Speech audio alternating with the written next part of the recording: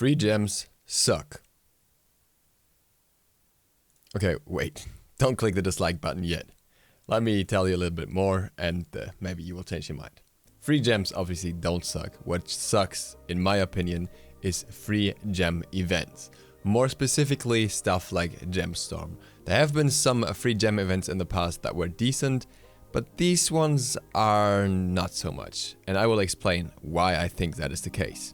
I will also offer you some better means of getting free gems or other ways to get gems without actually having to pay for them, and we'll go into that throughout this video. But let's begin with why I dislike gem events. Now, at the last Gemstorm event, you would get 30 gems for the 3 first wins of the day that you reach. That means playing 3 different modes, winning in those modes, and spending time on getting the gems that way. For the small minority of people that frequently plays through various different modes, especially shorter ones, throughout a day with a coordinated team, this may be an exception. Like, this may be the only case where it's actually reasonable to say, okay, this event is good for us simply because we're doing the same thing we're always doing and we're getting rewarded for it a little bit. But that's not the case for the majority of players.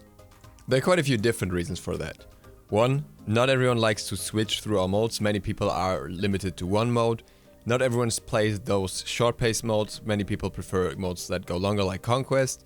Many people do not have enough time to play many games per day. And many people solo queue and don't have a full team to queue with. Why is that relevant?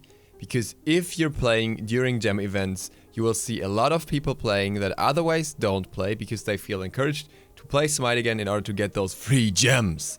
And that's maybe good for high res because it's good marketing, because it gets people back into the game.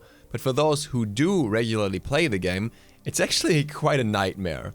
You get a lot of people in your games that don't really play currently, they don't really understand the current meta or anything, just come back into the game and play.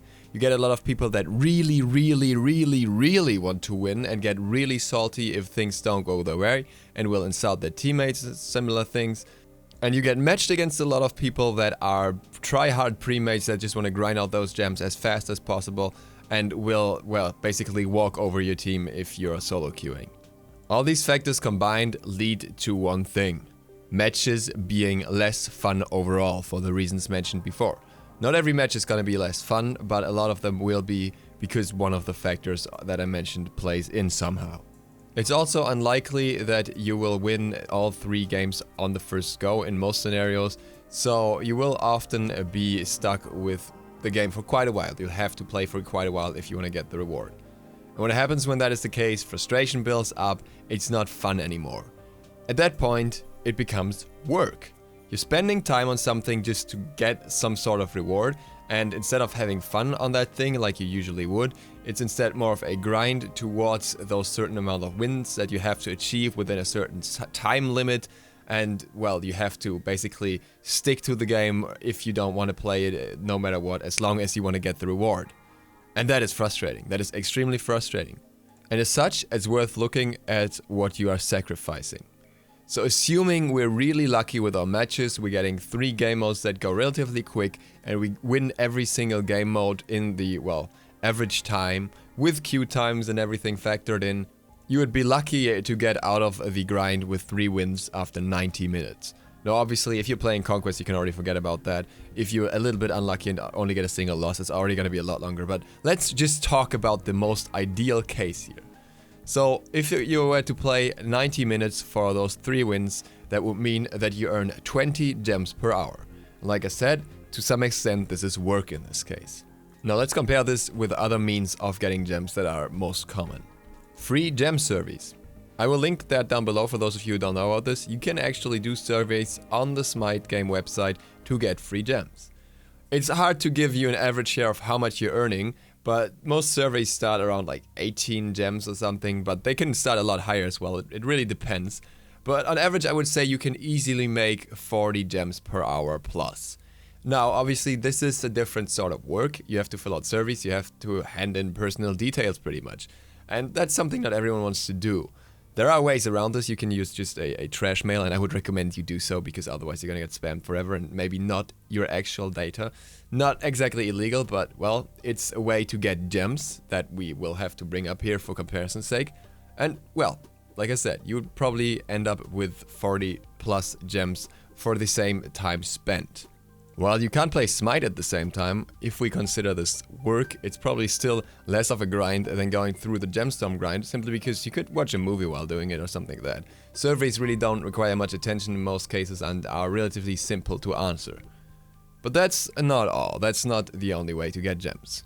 Another option is obviously the weekly login. The weekly login is hard to compare because there's not much time spent on it. The time you're spending is logging into the game 7 times in a week and you get 50 gems.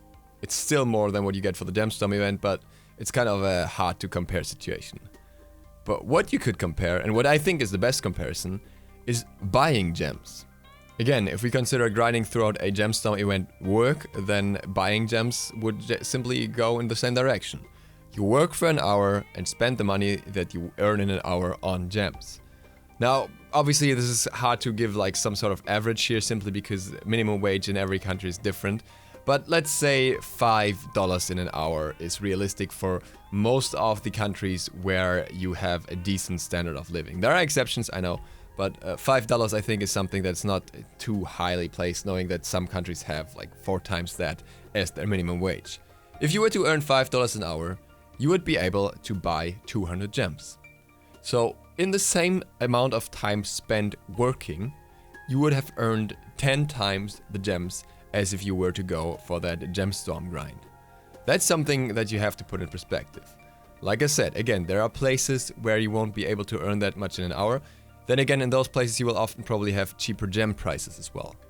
But if you don't, there are decent ways nowadays to make money through the internet where you're not affected by the pay rate of your country. If you don't have any particular special skills like graphic design or something like that, I could still recommend reddit/r/beermoney, which will also be linked down below, where they show you various ways of earning, well, relatively small amounts, but amounts of money that you can spend on whatever you like. And this will be enough to buy gems from time to time, and this will still be a lot less money spent than a gemstorm event. Not every of these jobs that they offer there is gonna pay you the same amount. Not every one of them will allow you to get $5 per hour in the beginning. Many require you to practice a little bit first and stuff like that. But it's still, even if it's half that, even if you get $2.50 an hour, you would still get out with a lot more gems in the end than compared to a gemstone event if you're doing it just for the gems. And given that the links on Beer Money are open for everyone and there are plenty of them that you are allowed to use when you're 13 years old, there is really not much of an excuse. You can't really say, yeah, I can't get a job and that's why I can't get money that way when there are options out there to do so. So as it currently stands, from a logical perspective, you're going to build up a lot of frustration within the player base through the gem event simply because of how it fucks up the games. But it really isn't rewarding for most of us because it brings more frustration than it is worth for us. There are, like I said, there are exceptions, but I don't think that's the case for majority when you actually think about those numbers. What could be done to fix this? Well, the event could be distributed over a whole week. We could say that you have to get 3 wins within a week, whatever, to get the gems, or you can get them on 3 separate days, and that would work out that way. So you have a whole week, and you can do it maybe on Monday, Wednesday, and Friday, or somebody else does on Saturday and another day. So that would mix it up a little more, and it would just spread out more evenly and be less frustrating for everyone. Or you could do it for losses as well, but nothing really works. If you do it for losses, then you will have people who just try to lose as fast as possible because they just want the gems.